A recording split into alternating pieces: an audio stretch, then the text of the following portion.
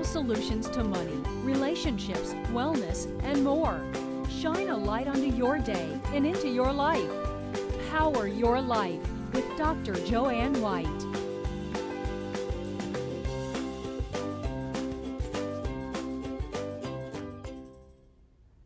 Welcome to Power Your Life. I'm Joanne White, your host, and tonight we have a very special show.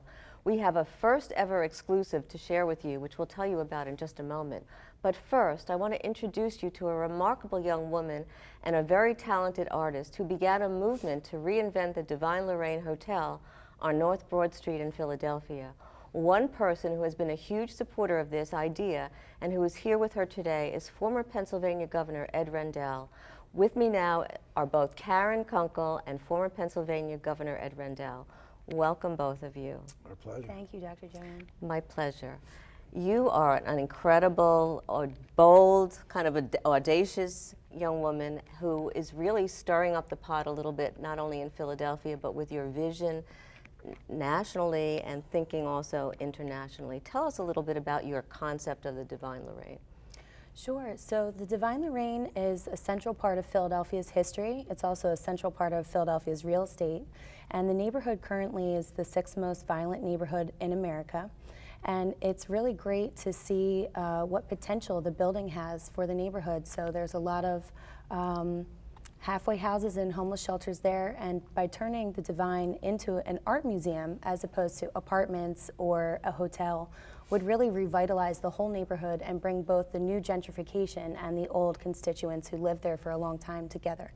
Not only that, you're talking about also making this an interactive museum, right? An interactive facility, and you've really gone around and gotten the support of several people, including Governor Ed Rendell. Tell us a little bit about why you think this vision has been so important for Philadelphia. Well, during my time as mayor and even going on to my time as governor, I always wanted to do something with the Divine Lorraine. The Avenue of the Arts south of City Hall has been a huge success and probably should be credited with the revitalization of downtown Philadelphia. But the Avenue of the Arts North never really made it. For a while, the Freedom Theater had some viability, but it never really caught on. And I thought that the Divine Lorraine, as something that promotes arts and culture, was an important part of the component of making Avenue of the Arts North a reality. So I always wanted to do something with it, but I could find no developer willing to, even with the prospect of state aid, willing to go out and do it. Then I attended as the guest speaker, a Ready for Hillary event for the Hillary Clinton PAC, and I was greeted at the door by this young woman who was charming and spoke in tones, as you said, visionary is a good word to describe Karen. And I was impressed with both the idea, the concept, and the person. What makes Karen special, I think, is her refusal to look at something and say it can't be done. She's had a lot of people, smart people who are friends of hers, tell her, well, you'll never get possession of the building, you can't do this.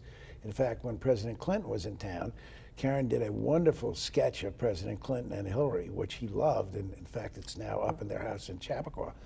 President Clinton said to Karen, now let me get this straight. You're going to build you're going to build an art museum in a building that you don't own.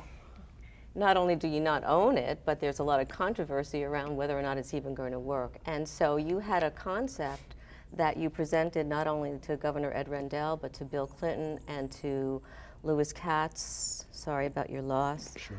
And its concept is what? Think Up. So tell us about that, because I think it's brilliant. Sure. So I'm always telling people to think up. That's actually what I titled Bill's portrait with Hillary, and my friend Gabe Tiberino did the portrait of Hillary. And Think Up is an important concept, especially for Philadelphia. We have a rich cultural history here. We also have a $3.4 billion arts industry. I like to call that the living arts. And that industry really has no centralization. It has no cohesiveness.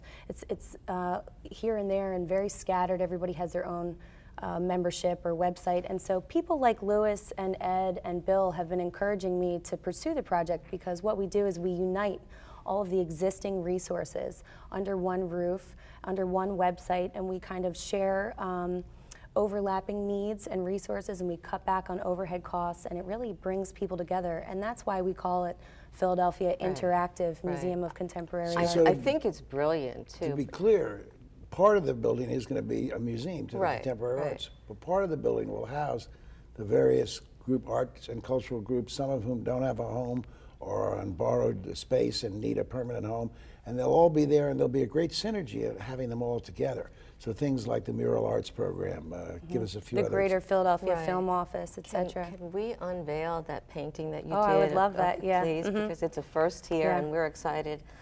Love to see it. Yeah. that So would be here it great. is, right? And you actually were also commissioned by Louis Katz was one of your staunch supporters in this PMOCA idea, right? And the loss is great, not only personally to you, Governor Rendell, and also to you, but he was going to be funding it.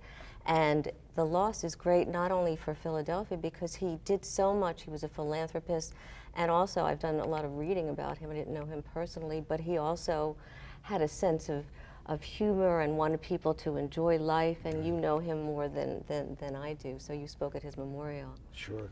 I mean, he is a big loss in many ways. First and foremost, that someone who gave away hundreds of millions of dollars to good causes is silenced. And although his son Drew will carry on, Louis had some specific ideas of things that were on his list to do, and they're not going to get done right away. Hopefully Drew will carry them out.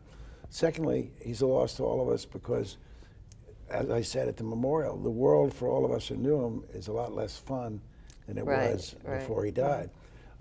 He had the capacity to be instantly funny, make you forget about your problems, and he also had the capacity to grasp new ideas and get behind them. And he loved young people with creative ideas who had a lot of gumption. And so he met Karen, and within a few short minutes, he was sold on Karen and sold on the project. Well, it's hard not to be sold on you.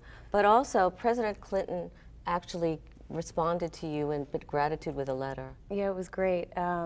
Both Bill and Louis were very kind and gave me some great advice. And Bill wrote me a letter and said thank you for the portrait, and you know, he's looking forward to seeing the progress of the museum.